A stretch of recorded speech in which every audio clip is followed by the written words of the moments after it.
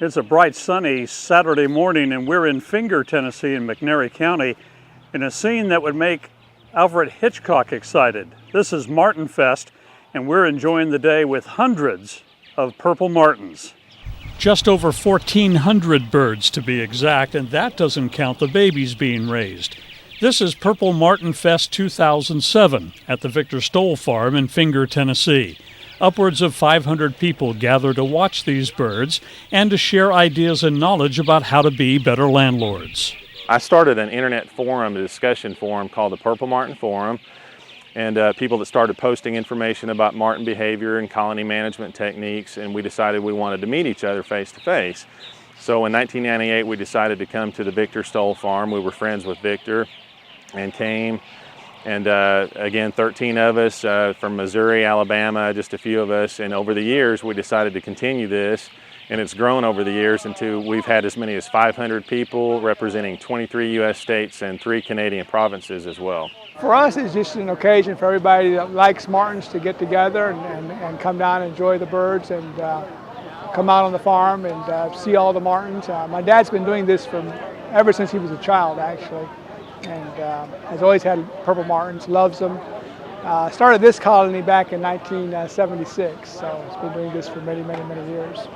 The purple martin has been called America's favorite bird, the outcome of some clever advertising and marketing. Back in the 60s, when people used to use wooden martin housing, there was a manufacturer called Nature House that started building aluminum martin houses.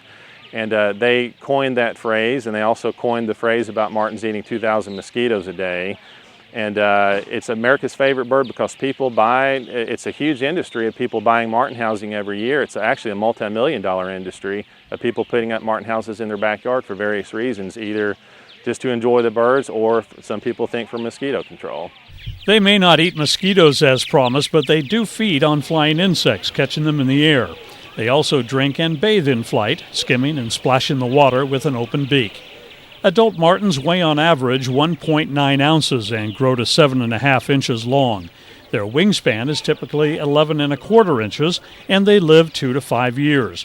The oldest martin on record lived nearly 14 years.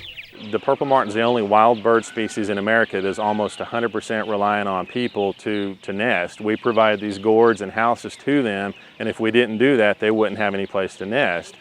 Another thing is they're just beautiful to watch. They look like a fighter jet. They're one of the fastest birds in the air. They do eat some mosquitoes, not as many has been reported in the past, but they're just a beautiful bird and very enjoyable to watch. In the past, they were secondary cavity nesters, meaning they would nest in an abandoned woodpecker hole. But a lot of the practices of the 20th century involved people cutting down those types of old dead trees for farming, and so a lot of those cavities are no longer available. So they would be limited to how many places that they could breed, and it would reduce their population if we were not to supplement their housing. This dependence on us for their survival is part of the bird's popularity. There are large numbers of martins in McNairy and Chester counties because of homestands like these at the Stoll Farm. Folks who provide these homes call themselves landlords. This is my 3rd year. I build my own houses, which most of mine I have the starling-proof holes, and I have approximately 74 to 76 birds. Typically, you find either people use an apartment-style house with multiple rooms, or you'll see that people use gourds. Gourds probably are the preferred housing of martins. They like to have an individual cavity to nest in where there's less competition for that cavity.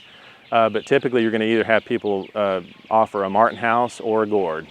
So folks gather each year from all over to share ideas, learn more about the birds' habits and needs, and just fellowship and watch the colony. My dad, as you may or may not know, was born and raised in an Amish community. In an Amish community, it's very, very common for them to have birdhouses up. So it's kind of traditional in that kind of community to have birdhouses. And if you drive through the Amish community, it's very likely you're going to see farms similar to this with birdhouses set up. And it's just something that my dad has always enjoyed very much. It's been a very big hobby for him, and even in his old age, when he's up over 70 now, it kind of gives him something to do in the summertime and keeps him busy, and it's very enjoyable for him. Well, I love martins, and we've been landlords for the last 31 years. And it's just always good to come up here and see someone else's land. that they have their martins on. It's about conservation of the martin.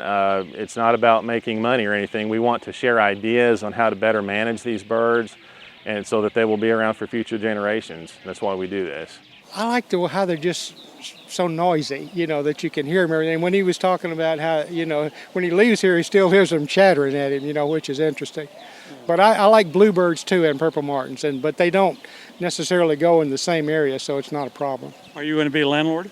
I hope to. I'm gonna buy a box and start with the purple martins. I have several bluebird boxes, but I'm starting this venture too. The singing. I love waking up in the morning. At 6 o'clock they're singing, and they sing until they go to bed at night. So I like the song that they sing.